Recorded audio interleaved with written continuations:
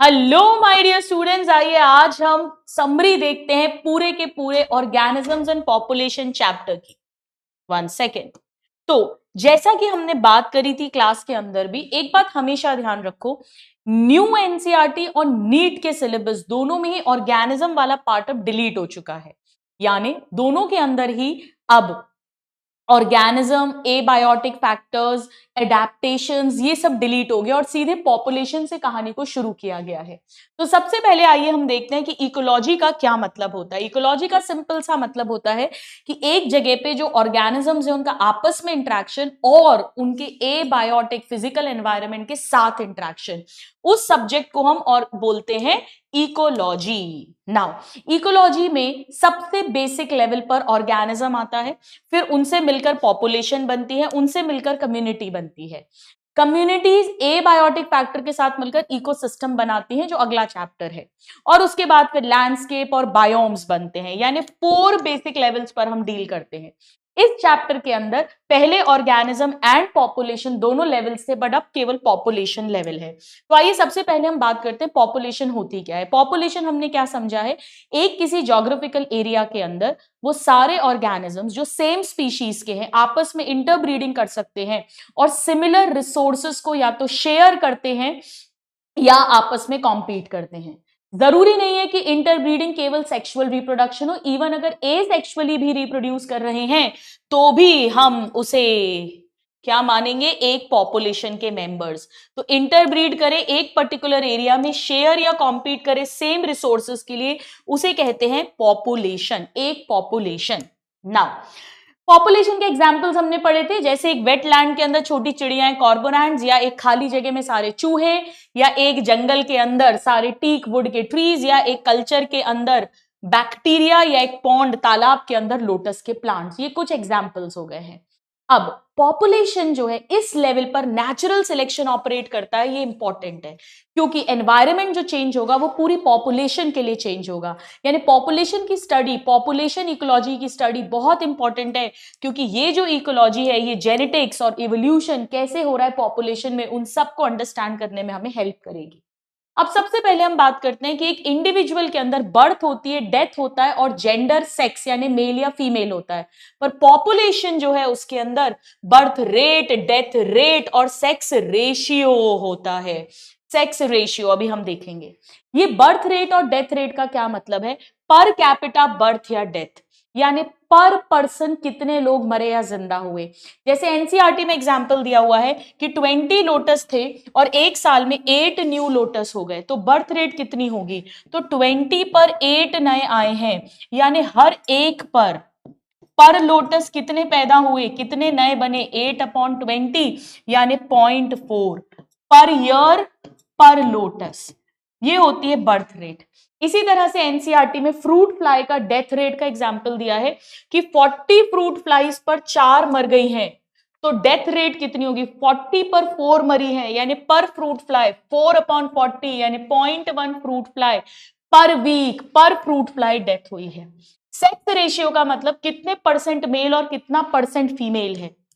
तो ऑर्गेनिज्म की, इंडिविजुअल की बर्थ, डेथ एंड सेक्स होता है, और पॉपुलेशन का birth rate, death rate and sex ratio होता है। फिर हमने अंडरस्टैंड करा कि एक समय में एक पॉपुलेशन एक जगह पर जो है उसमें डिफरेंट डिफरेंट एजेस के लोग होते हैं, और अगर हम इसे ग्राफिकली प्लॉट करें तो जो हमें मिलेगा वो है एज पिरामिड। एज पिरामिड के शेप से हमें आइडिया लग जाएगा कि वहां की पॉपुलेशन ग्रो करने वाली है, फ्यूचर में डिक्लाइन करने वाली है या स्टेबल होने वाली है।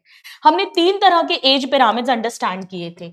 अगर pre reproductive more than reproductive है, यानी फ्यूचर में ज्यादा बच्चे पैदा होंगे, यानी ग्रोइंग एक्सपैंडिंग पॉपुलेशन है, इसका ट्राइंगुलर या पिरामिड शेप का पिरामिड होगा।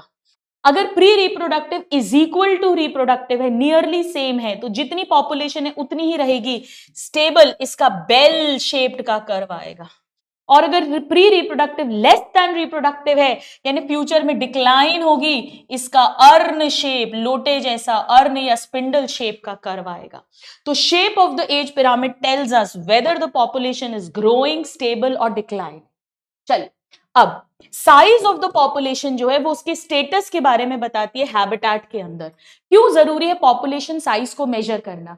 सपोज करिए हमें दो स्पीशीज के बीच में कंपटीशन का आउटकम पता करना है, हमें प्रिडेटर कितना इंपैक्टफुल है वो पता करना है, कोई पेस्टिसाइड अप्लाई करा है उसका कैसा इफेक्ट है वो पता करना है। तो वो सब हम कैसे पता करेंगे? फाइनल पॉपुलेशन और इनिशियल पॉपुलेशन में कंपैरिजन करके, यानी competition, pesticide application and predator का इफेक्ट, ये सब हम इससे देखते हैं। पॉपुलेशन बहुत कम हो सकती है, जैसे भरतपुर के अंदर साइबेरियन क्रेन्स हर साल 10 से भी कम आती हैं, या एक तालाब के अंदर मिलियंस में क्लमाइडोमोनाज होते हैं। अब पॉपुलेशन साइज मोस्ट कॉमनली मतलब होता है पॉपुलेशन डेंसिटी, यानी पर यूनिट एरिया में कितने नंबर्स हैं उस पॉपुलेशन के ऑर्गेनिज्म की। पर जरूरी नहीं है कि हमेशा पॉपुलेशन डेंसिटी नंबर्स में नापी जाए। इसके कुछ एग्जांपल्स हमने देखे थे। जैसे पहला, अगर मान लीजिए एक एरिया में 1 ह्यूज बैनियन ट्री है और 200 पार्थेनियम यानी कैरेट ग्रास है, अगर हम पॉपुलेशन डेंसिटी की बात करें तो बैनियन की लो है, लेकिन बैनियन का रोल बहुत ज्यादा है, बैनियन ने जो एरिया कवर करा है, बायोमास है वो ज्यादा है, यानी इस केस में हम नंबर ना देखकर परसेंट कवर या बायोमास को क्राइटेरिया मानेंगे। इसी तरह अगला एग्जाम्पल हमने देखा था कि कभी कभी काउंटिंग करना पॉसिबल नहीं होता या बहुत ज्यादा टाइम कंज्यूमिंग होता है। जैसे एक पॉन्ड में हमने पानी लिया एक डिश में और हमने बैक्टीरिया कल्चर करा, तो आप इसमें एक एक बैक्टीरिया नहीं गिन सकते, तो आप पर्टिकुलर एरिया में गिन लो, 1 मीटर स्क्वायर, 1 सेंटीमीटर स्क्वायर, और जितना टोटल एरिया है उससे उसको मल्टीप्लाई कर दो। इसे हमने कहा था रिलेटिव डेंसिटी। तो रिलेटिव डेंसिटी बैक्टीरिया वाला भी एग्जाम्पल है। एंड फिश कॉट पर ट्रैप, एक समंदर के अंदर या एक रिवर के अंदर कितनी मछलियां हैं आपको पता करना है पर्टिकुलर स्पीशीज की, आप हर बार जाल डालो और एक एवरेज नंबर निकाल लो। ठीक है, कभी कभी हमें इनडायरेक्टली पॉपुलेशन को मेजर करना पड़ता है बिना एक्चुअली देखे। जैसे अगर शेर की पॉपुलेशन, टाइगर कंसेंसस पता करना है, तो आपको पग मार्क या फीकल पैलेट्स जो हैं उनके थ्रू फिर टाइगर की पॉपुलेशन की काउंटिंग की जाती है। ये कुछ बातें हमने पढ़ी थी। अब आइए हम बात करते हैं पॉपुलेशन ग्रोथ की। हमने समझा था कि कभी भी पॉपुलेशन का साइज स्टैटिक नहीं रहता है, वो लगातार बदल रहा है।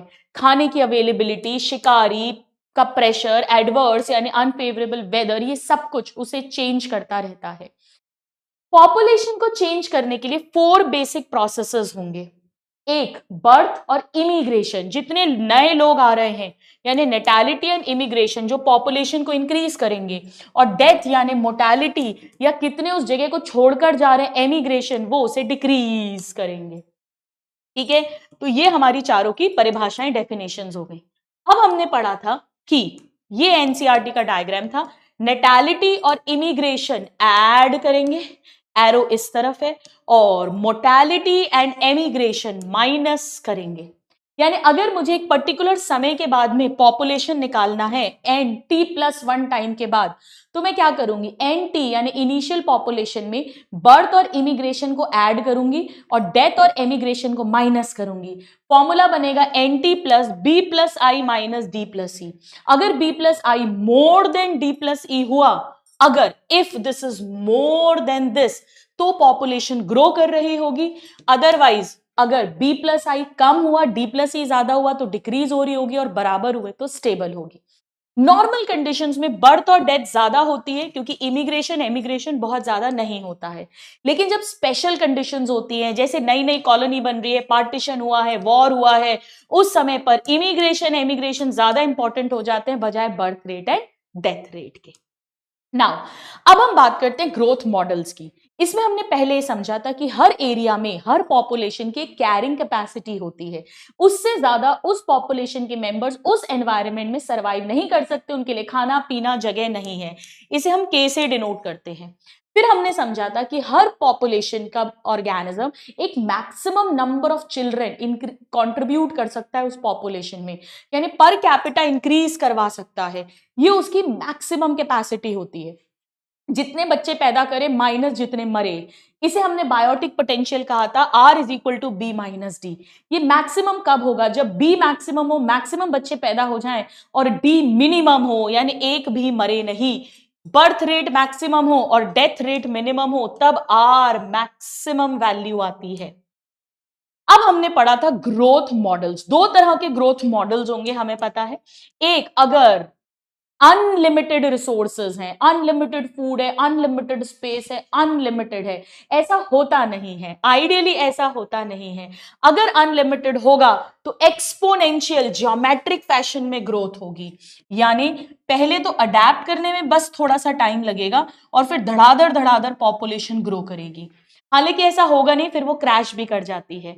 इसे जे शेप्ड कर्व हमें मिलता है। और कितना पॉपुलेशन में चेंज होगा, dn/dt, हर कोई अपना मैक्सिमम बच्चे पैदा कर रहा है, तो जितनी इनिशियल है मल्टीप्लाई बाय बायोटिक पोटेंशियल।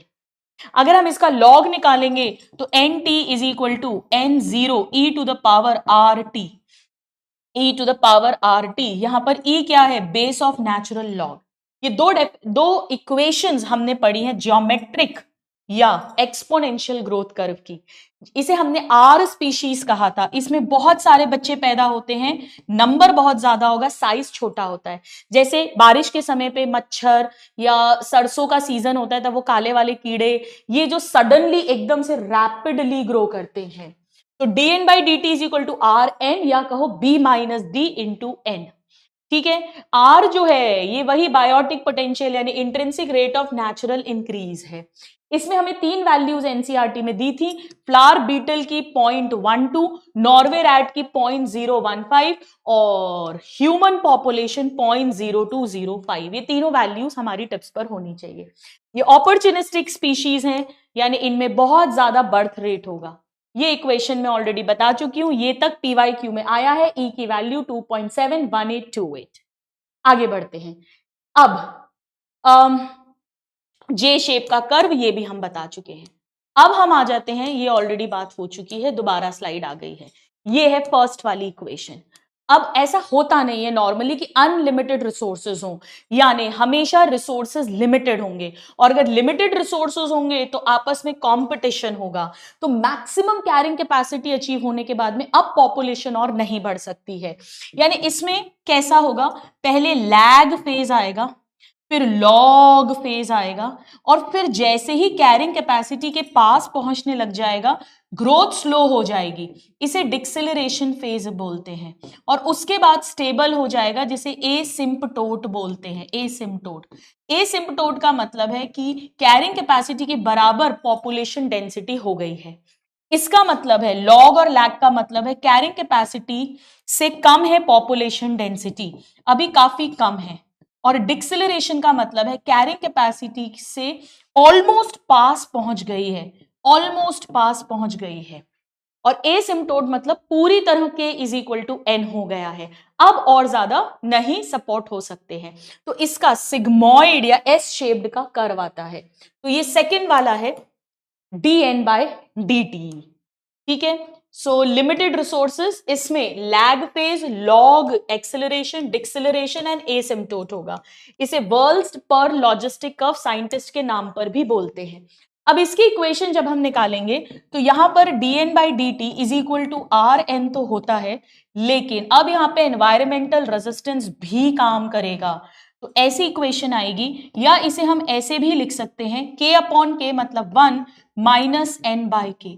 जैसे जैसे पॉपुलेशन कैरिंग कैपेसिटी के पास जाएगी एनवायरमेंटल रेजिस्टेंस बढ़ता जाएगा और जो ग्रोथ है वो स्लो डाउन होती जाएगी। चलो, तो ये भी हमारी बात हो गई है। मोर रियलिस्टिक कौन सा है, ऑफ कोर्स लॉजिस्टिक वाला, और इसे हम के स्पीशीज कहते हैं। लॉजिस्टिक वालों को हम के स्पीशीज कहते हैं। इनमें बच्चों का नंबर कम होगा और साइज बड़ा होगा जो ऑफस्प्रिंग्स पैदा होंगे। ठीक है, सो ये मोर स्टेबल स्पीशीज भी होगी। अब इन्होंने कहा है कि हर पॉपुलेशन ये कोशिश करती है कि वो अपने ज्यादा से ज्यादा बच्चे पैदा करे, यानी हाई आर रखे, यानी रिप्रोडक्टिविकली फिट रहे, यानी डार्विनियन फिटनेस को फॉलो करे। ये अलग अलग करने का तरीका है। जैसे बर्ड और मैमल्स में एक बार में कम बच्चे पैदा होते हैं, बड़े साइज के होते हैं, और बार बार पूरी जिंदगी में कई बार ब्रीडिंग होती है, तो ब्रीड मेनी टाइम्स, बड़े साइज के बच्चे पैदा होते हैं और नंबर कम होता है। ऐसा होता है बर्ड और मैमल्स के अंदर। ऑयस्टर, पेलाजिक फिशेस में छोटे छोटे बच्चे पैदा होते हैं और बहुत सारे होते हैं। बैम्बू और पैसिफिक सैल्मन फिश जिंदगी में एक ही बार ब्रीडिंग करते हैं। तो अलग अलग पैटर्न्स हैं। कोई organism breeds once in a lifetime, many times, small size large number of offsprings या large size small number of offspring, right. चलिए अब हम आ जाते हैं पॉपुलेशन इंटरैक्शन पर। तो पॉपुलेशन, उसके एट्रीब्यूट्स, ग्रोथ मॉडल्स को हमने फटाफट से सारे इंपॉर्टेंट रिवाइज कर लिया। पॉपुलेशन इंटरैक्शन का मतलब है दुनिया में कोई भी दो पॉपुलेशन आइसोलेटेड नहीं रह सकती, उन्हें कम से कम एक पॉपुलेशन और चाहिए ही चाहिए होती है। तो यहां पर उन्होंने बताया कि उनके बीच में इंटरैक्शन यानी रिश्ता कैसा है। अगर दोनों एक दूसरे को फायदा पहुंचाएं प्लस प्लस तो म्यूचुअलिज्म, दोनों का नुकसान हो माइनस माइनस कंपटीशन, एक का फायदा एक का नुकसान हो तो प्रिडेशन या पैरासिटिज्म, एक का फायदा एक का ना फायदा ना नुकसान कमेंसालिज्म, और एक का नुकसान और एक का ना फायदा ना नुकसान तो अमेंसालिज्म।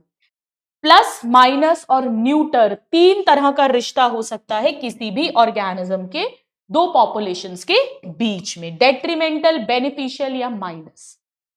चलिए अब म्यूचुअलिज्म, कंपटीशन में दोनों का फायदा, ये सब हमने ऑलरेडी अभी देख लिया, ये मैंने पहले ही बता दिया। प्रिडेशन में, पैरासिटिज्म में और कमेंसालिज्म में, इनमें जो स्पीशीज है यानी पॉपुलेशन है वो पास पास रहते हैं। शिकार शिकारी हो या पैरासाइट होस्ट हो, पास पास रहती है। सबसे पहले हम बात करते हैं प्रिडेशन की। प्रिडेशन का मतलब होता है किसी को पकड़कर मारकर खाना। जो मारेगा वो शिकारी प्रिडेटर है और जो मरेगा वो प्रे यानी शिकार है। शिकारी का फायदा होगा, शिकार का नुकसान होगा। फिर नेचर ने इसे क्यों बनाया? ये नेचर का तरीका है एनर्जी ट्रांसफर करने का। अगर प्रिडेशन ना हो तो एनर्जी कभी ट्रांसफर ही ना हो। जैसे पेड़ को गाय ने खाया तो पेड़ की एनर्जी गाय पे गई, फिर गाय को शेर ने खाया तो गाय की एनर्जी शेर पर गई। तो ये नेचर का तरीका है, it is nature's way of transferring energy to higher trophic level. हम जब भी शिकार शिकारी को याद करते हैं तो हमें हमेशा क्या याद आता है? एक डियर, हिरण और उसके पीछे भागता हुआ शेर। लेकिन अगर एक जानवर किसी पेड़ को खा रहा है तो वो भी प्रिडेशन ही होता है। या इवन अगर एक चिड़िया सीड खा रही है तो वो भी सीड यानी पेड़ का शिकार ही कर रही है। ठीक है, चलिए अब और क्या फायदा है प्रिडेशन का? प्रिडेशन का पहला फायदा एनर्जी ट्रांसफर है और दूसरा फायदा है इसी के कारण प्रे पॉपुलेशन अंडर कंट्रोल है। इसे साइंटिस्ट ने एक्सपेरिमेंट करके दिखाया। उन्होंने क्या करा, एक ज्योग्राफिकल एरिया था, वहां पे, रुकिए एग्जाम्पल नहीं है इसमें, चलो कोई बात नहीं। इन्होंने इसको ऐसे दिखाया कि प्रे पॉपुलेशन अंडर कंट्रोल कि नहीं, रुकिए रुकिए रुकिए,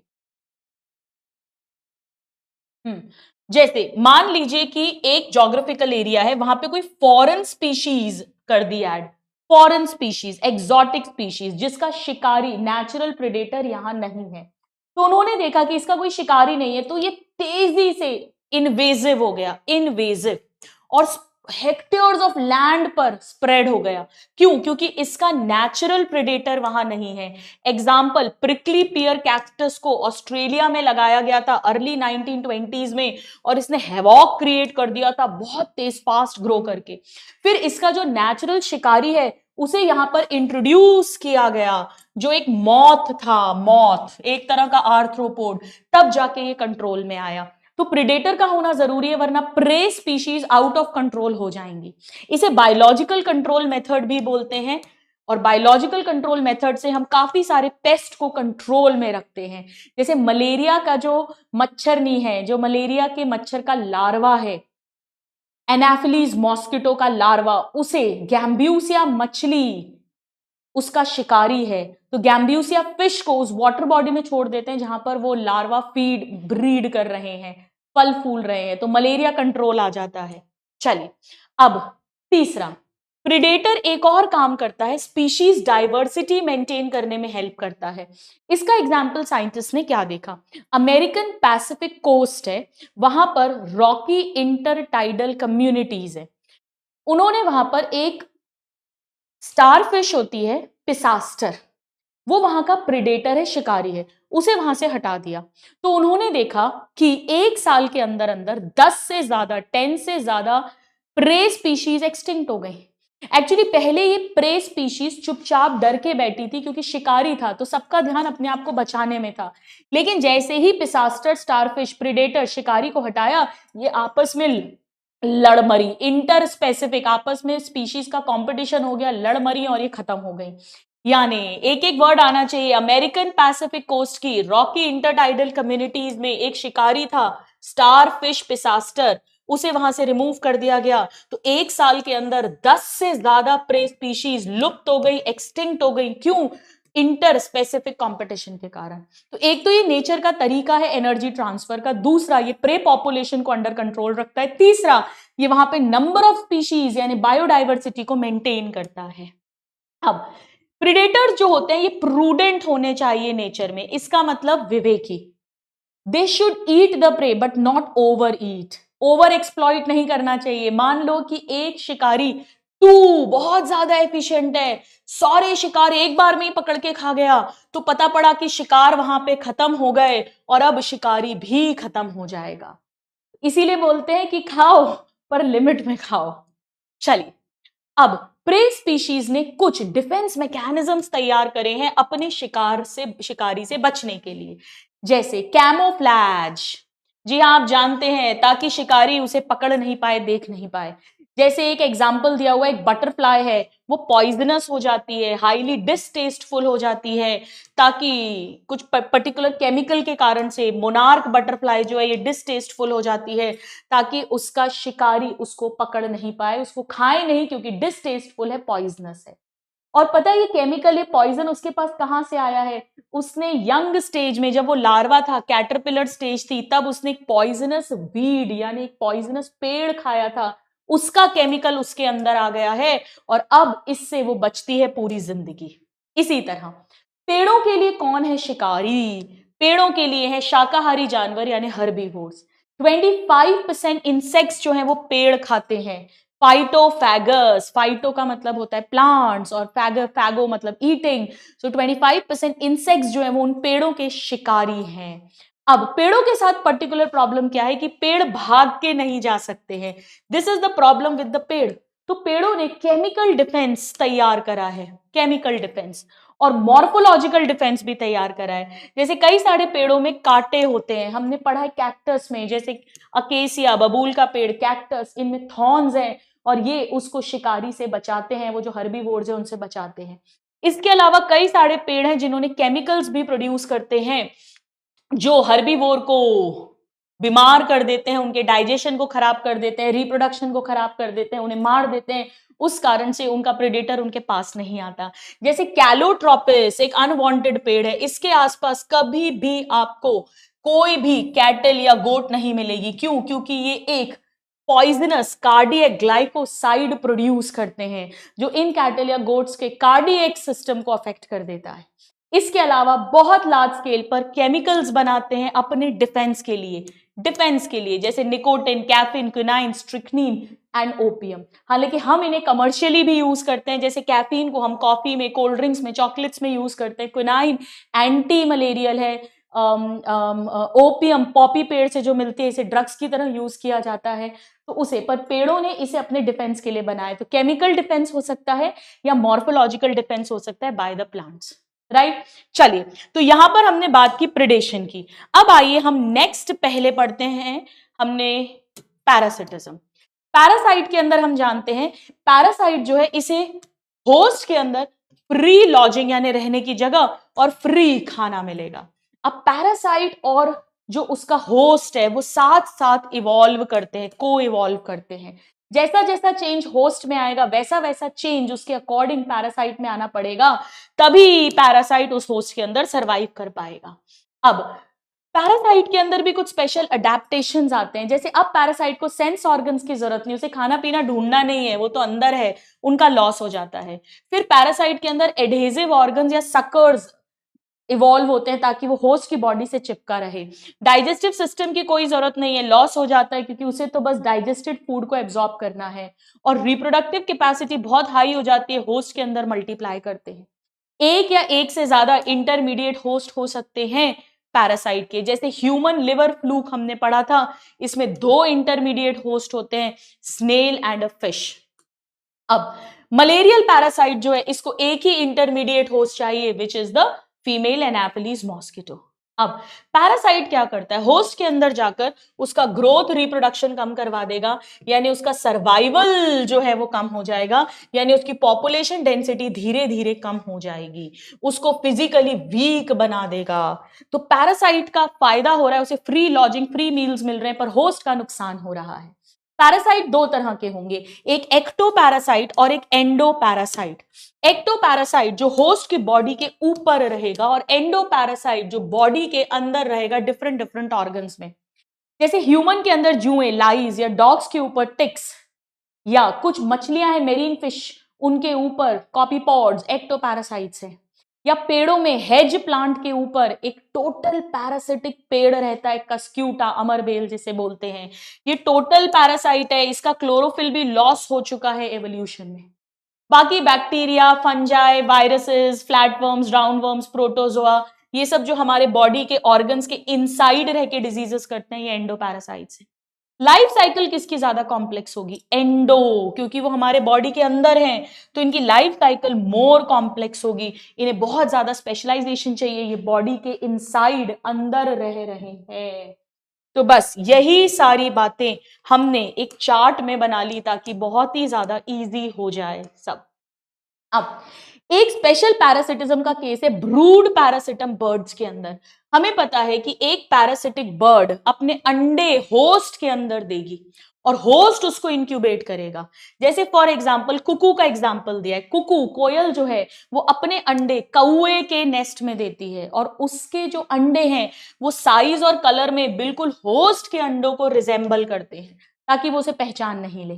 तो होस्ट जो है वो पैरासाइट यानी कुकू के अंडों की ब्रीडिंग करते हैं, इंक्यूबेशन करते हैं, उसकी टेक केयर करते हैं till the time bird hatches out of the egg. This is called brood parasitism in birds, right? So this is about parasitism. अब आइए आगे बढ़ते हैं और हम पढ़ते हैं कमेंसालिज्म। कमेंसालिज्म का मतलब है एक का फायदा होगा दूसरे का neither harm nor benefit। यहां पर हमने कुछ एग्जांपल्स पढ़े, जैसे एक ऑर्किड का पेड़ जो मैंगो के ऊपर ग्रो कर रहा है एपीफाइट की तरह।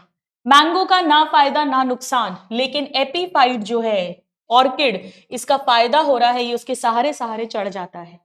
दूसरा, वेल की बैक पे बार्निकल्स। बार्निकल्स का फायदा है क्योंकि वो वेल की बैक पर है तो उनका प्रोटेक्शन भी हो रहा है, प्लस वेल का जो बचा हुआ खाना है वो भी मिल रहा है।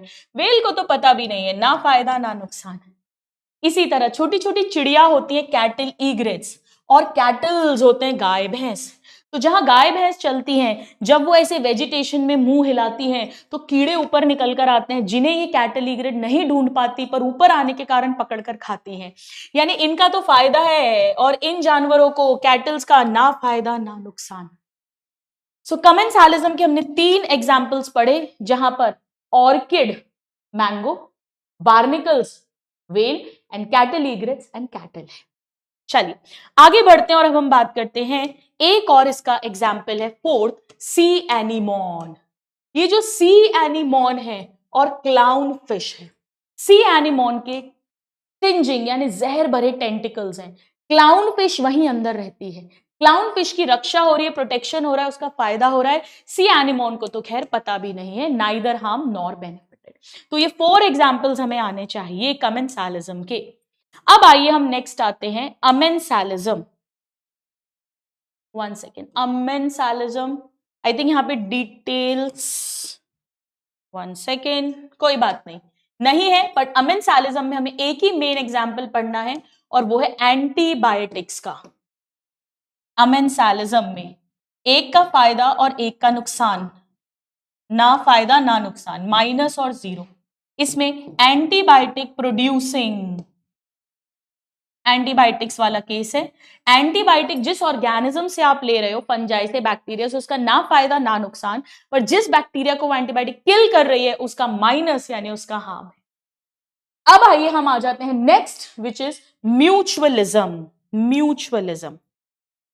म्यूचुअलिज्म का मतलब है सिम्बायोटिक दोस्ती, यानी दोनों का फायदा होगा। यहां पर फर्स्ट एग्जांपल हम जानते हैं फंगस और रूट्स ऑफ हायर प्लांट यानी माइकोराइजा, और दूसरा फंगस विथ एल्गी या cyanobacteria which is called lichens.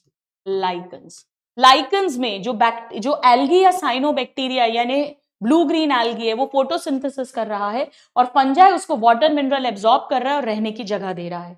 इसी तरह माइकोराइजा में फंजाई हेट्रोट्रॉफिक है, तो उसे खाना मिल रहा है प्लांट्स के द्वारा और बदले में फंजाई रूट को वाटर एंड मिनरल एब्जॉर्ब करके दे रहा है। ये 2 एग्जाम्पल्स हो गए। अब तीसरा एग्जाम्पल जो है वो एनिमल और प्लांट के रिश्ते में है। एनिमल और प्लांट मोस्टली होता क्या है कि प्लांट जो है उसे फ्लावर्स को पॉलिनेट करवाना है, अपनी सीड्स को दूर दूर भिजवाना है और बदले में एनिमल्स को कुछ फीस या कुछ रिवॉर्ड्स देने पड़ेंगे। क्या क्या रिवॉर्ड्स देता है वो अपने पॉलिनेटर को? या तो पोलन देता है या नेक्टर देता है, या हमने एक और पढ़ा था safe place to lay eggs, ये भी देता है। चीटिंग दोनों ही करते हैं। एनिमल भी कई बार पॉलिनेशन बिना करे नेक्टर और पोलन खा जाता है, जिसे पोलन चीटर्स या नेक्टर चीटर्स हमने कहा था, रॉबर्स हमने कहा था सेक्सुअल रिप्रोडक्शन चैप्टर में। और कभी कभी पेड़ भी चालाकी करते हैं और अपना पॉलिनेशन करवा लेते हैं, यानी चीटर्स दोनों ही तरफ होते हैं। तो एनिमल्स भी स्टील करने की कोशिश करते हैं नेक्टर को विदाउट डूइंग पॉलिनेशन, जिसे हमने नेक्टर रॉबर्स पढ़ा था। और पेड़ भी चीटिंग करेगा, अभी अपन देखेंगे कैसे चीटिंग करता है। हमने पढ़ा था कि यहां पे पेड़ के चीटर ऑफरिस ये रहा, एक ऑर्किड होता है, एक ऑर्किड होता है।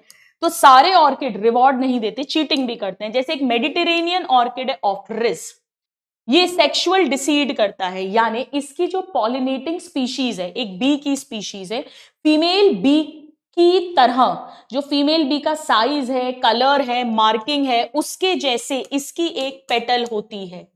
तो मेल बी को लगता है कि ये फीमेल बी है, वो कॉप्यूलेशन के लिए आता है, तो ये झूठा कॉप्यूलेशन है, बदले में पोलन ग्रेन्स चिपक जाते हैं और पॉलिनेशन हो जाता है। तो यहां पर पेड़ जानवर को धोखा दे रहा है। नाउ पॉलन और नेक्टर के अलावा तीसरा जो रिवॉर्ड होता है वो होता है safe place to lay eggs. और यहां पर हमने एग्जाम्पल पढ़ा था फिग की स्पीशीज का, और दूसरा हमने पढ़ा था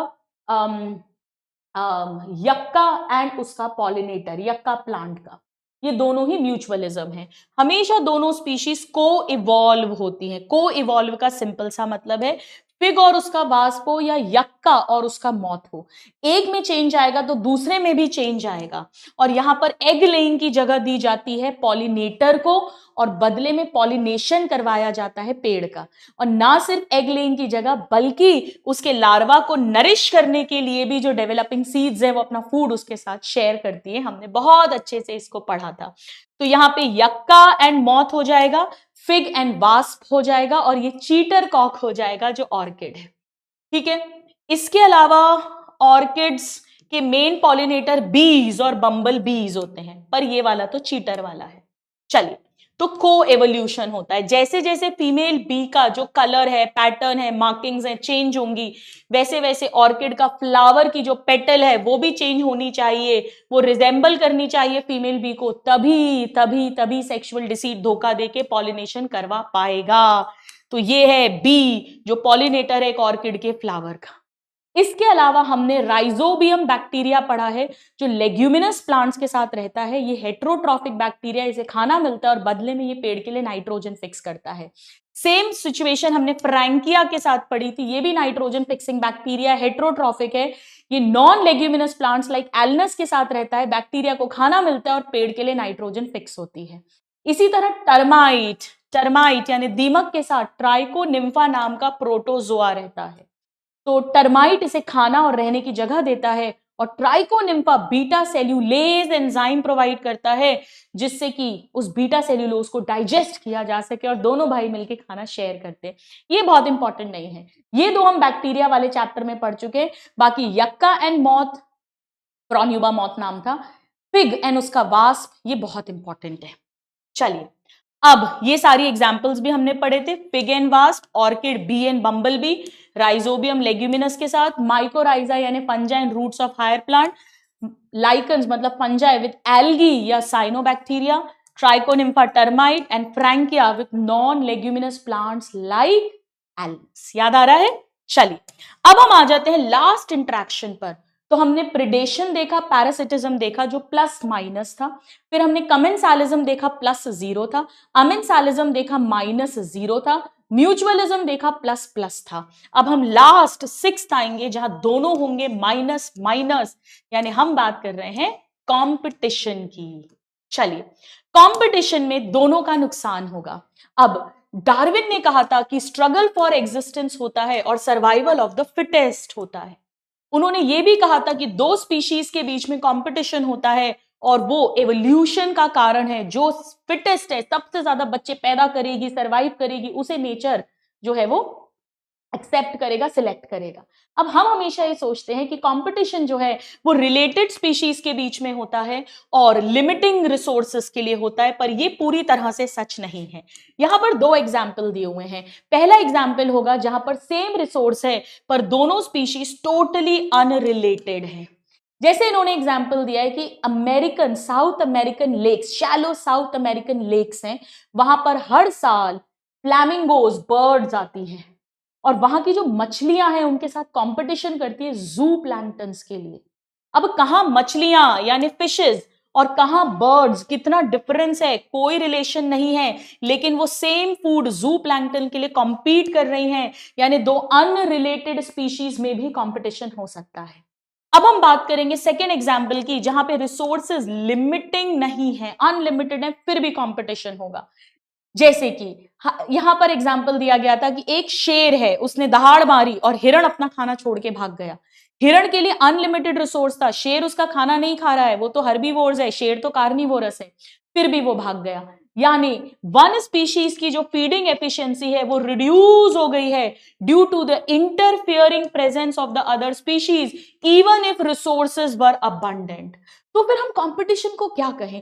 कंपटीशन का सिंपल सा मतलब है एक स्पीशीज के कारण दूसरी स्पीशीज की फिटनेस अगर लो हो रही है, फिटनेस मतलब रिप्रोडक्टिव फिटनेस लो हो रही है, भले ही वो रिलेटेड हो, अनरिलेटेड हो, भले ही रिसोर्सेज लिमिटिंग हो, अनलिमिटिंग हो, कुछ भी हो, अगर ऐसा हो रहा है तो हम उसे कहेंगे कि कंपटीशन है, यानी आर की वैल्यू लो हो रही है, बच्चे पैदा करने की क्षमता लो हो रही है।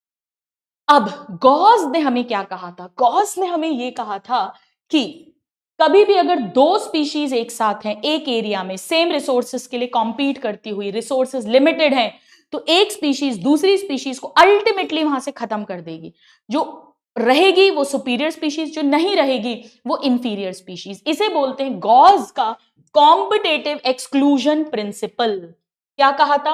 अगर रिसोर्सेज लिमिटेड है तो सुपीरियर वाली स्पीशीज इवेंचुअली एलिमिनेट कर देगी इंफीरियर अदर स्पीशीज को। उन्होंने इसका एक एग्जाम्पल हमें दिया था कि एक एरिया है जहां पर एबिंगटन टॉर्टॉइज रहते थे गैलापागोस आइलैंड में।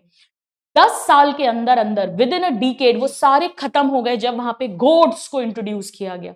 गोट्स मतलब मैमल्स, टॉर्टॉइज मतलब रेप्टाइल्स, कोई एक लेना देना नहीं है, पर दोनों ही ग्रेजिंग ब्राउजर्स थे और गोट्स की ब्राउजिंग एफिशिएंसी ज्यादा थी, इसीलिए 10 साल के अंदर अंदर वो खत्म हो गए। यानी गोट सुपीरियर स्पीशीज है इस केस में और एबिंगटन टॉर्टॉइज इंफीरियर स्पीशीज है। सो एबिंगटन टॉर्टॉइज और गोट्स, एबिंगटन टॉर्टॉइज एक्सटिंक्ट हो गए with in a decade after goats were introduce, क्योंकि गोट्स की ब्राउजिंग कैपेसिटी बेटर होती है। कहां पर? गैलापागोस आइलैंड की बात है। इसी तरह पैरामीशियम की भी सुपीरियर स्पीशीज इंफीरियर स्पीशीज को एलिमिनेट कर देती है। यह है competitive exclusion principle given by Gauss. एक और चीज बोली गई है वो है कॉम्पिटेटिव रिलीज। इसका भी सिंपल सा मतलब है, अगर एक एरिया में से आप सुपीरियर स्पीशीज को हटा दो तो इंफीरियर वाली का नंबर बढ़ जाएगा। अगर आपने कंपटीशन हटा दी, कंपटीशन रिलीज कर दी, तो इंफीरियर वाली का नंबर बढ़ जाएगा। बस यही बात यहां पर लिखी गई है कि अगर आपने कंपीटिंग स्पीशीज जो भी कंपटीशन कर रही है उसे रिमूव कर दिया तो दूसरी वाली का नंबर बहुत तेजी से बढ़ेगा। ये हमें कर्नल्स के एलिगेंट फील्ड एक्सपेरिमेंट से पता चला था। उन्होंने क्या किया था? स्कॉटलैंड के रॉकी सी कोस्ट पर दो तरह के बार्निकल्स थे, एक कैथेमिलस और एक बैलेनस। कैथेमिलस और बैलेनस, कैथेमिलस और बैलेनस, बैलेनस सुपीरियर वाले थे, कैथेमिलस इंफीरियर वाले थे। उन्होंने क्या करा? बैलेनस को वहां से हटा दिया, रिमूव कर दिया, तो कैथेमिलस का नंबर जो है वो इंक्रीज हो गया। एक बात और लिखी है जो अभी लास्ट ईयर 2023 के प्रीवियस ईयर क्वेश्चन नीट में आया है कि हर्बीवोर्स जो होते हैं वो मोर एडवर्सली अफेक्टेड होते हैं बजाय कि कार्निवोर्स के। जब भी कंपटीशन होगा तो पेड़ हर्बीवोर्स और पेड़ ज्यादा अफेक्ट होंगे बजाय कार्निवोर्स के। चलिए, तो गॉस का एक्सक्लूजन प्रिंसिपल समझ में आ गया कि अगर सेम रिसोर्सेस के लिए दो क्लोजली रिलेटेड स्पीशीज कॉम्पीट करेंगी वो कभी एक साथ लंबे समय तक को एग्जिस्ट नहीं कर पाएंगी, इंफीरियर वाली एलिमिनेट हो जाएगी। अगर रिसोर्सेज लिमिटिंग है, हाँ अगर रिसोर्सेज अनलिमिटेड है तो फिर कोई बात नहीं। यानी गॉस कॉम्पिटेटिव एक्सक्लूजन प्रिंसिपल और कॉम्पिटेटिव रिलीज एक ही बात कह रहे हैं, पर मैकआर्थर जी ने कहा नहीं, अब दुनिया बदल गई है। उन्होंने कहा कि एक समय पर एक से ज्यादा स्पीशीज जो सेम फूड के लिए कॉम्पीट कर रही है वो को एग्जिस्ट कर सकती है रादर देन एक दूसरे को भगा देने के, एक्सटिंक्ट करने के, एक्सक्लूजन के। कैसे? रिसोर्सेस का पार्टीशनिंग करके। जैसे उन्होंने हमें बताया, मैकआर्थर जी ने हमें बताया कि छोटी छोटी काली चिड़िया वॉर्बलर्स होती हैं, उसकी 5 क्लोजली रिलेटेड स्पीशीज जो हैं वो कंपटीशन को अवॉइड करके, कंपटीशन को अवॉइड करते हुए को एग्जिस्ट करती हैं एक ही पेड़ के ऊपर। क्यों? कैसे? इन्होंने अपना फीडिंग पैटर्न और खाना ढूंढने का जो पैटर्न है उसे पार्टीशन कर लिया। तुम सुबह खा लेना, मैं शाम खा लूंगी, तुम ऊपर का खाना खा लेना, मैं नीचे का खाना खा लूंगी। ऐसे करके 5 क्लोजली रिलेटेड वॉर्बलर स्पीशीज एक ही पेड़ पर, सेम ट्री पर को एग्जिस्ट करती हैं, एक दूसरे को एक्सक्लूड नहीं करती हैं। तो मैकआर्थर जी ने बताया डिप्लोमेसी का जमाना है और हाँ, अब रिसोर्स पार्टीशनिंग कर कर closely related species competing for the same limited resources can coexist. All right, so with this my dear students, हमने ऑर्गेनिज्म एंड पॉपुलेशन के नीट का जो न्यू सिलेबस है, न्यू एनसीईआरटी, उसे कंप्लीटली रिवाइज करा। Population, population growth models and population interactions. I hope ये summary lecture ने आपको सब कुछ दोबारा से रिवाइज करा दिया है। मिलते हैं अगली क्लास में। All my love and all my blessings to all my नादान परिंदो। Thank you and God bless you. Bye everyone, take care.